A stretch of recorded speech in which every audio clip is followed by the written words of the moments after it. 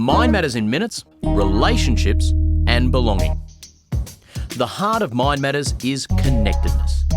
We are social creatures. To be healthy, we need at least a couple of close relationships and a community where we feel like we belong. People with this sense of connectedness are more likely to feel cared for, loved, esteemed and valued, and have a support network in times of trouble.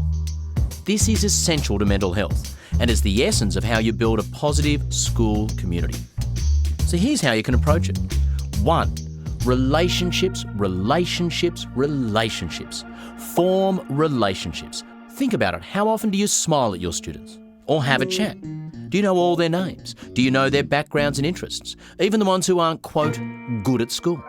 Good relationships are built through curiosity, positive regard, warmth and empathy for everyone. 2. Help students feel like they belong. At school, there are so many ways for students to feel left out or different, socially, culturally, academically. How would you feel in a place where you were constantly criticised? You might be angry. You might be miserable. You probably wouldn't be happy or productive.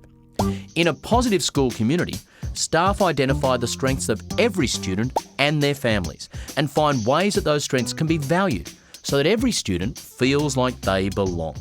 3. Make sure everyone is included.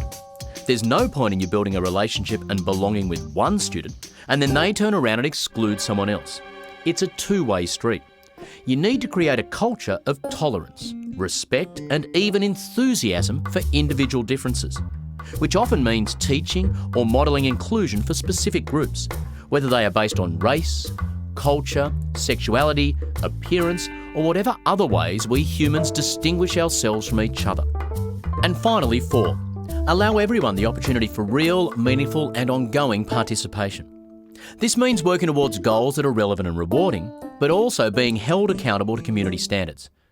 With students who enjoy academic pursuits, this is often easy. But for disengaged students, enabling this participation might require more dialogue, courage and inventive thinking on the part of school staff. The take-home message is this. If you want to make a big impact on mental health, relationships and belonging are essential. But this is an area where even small efforts can have big impacts.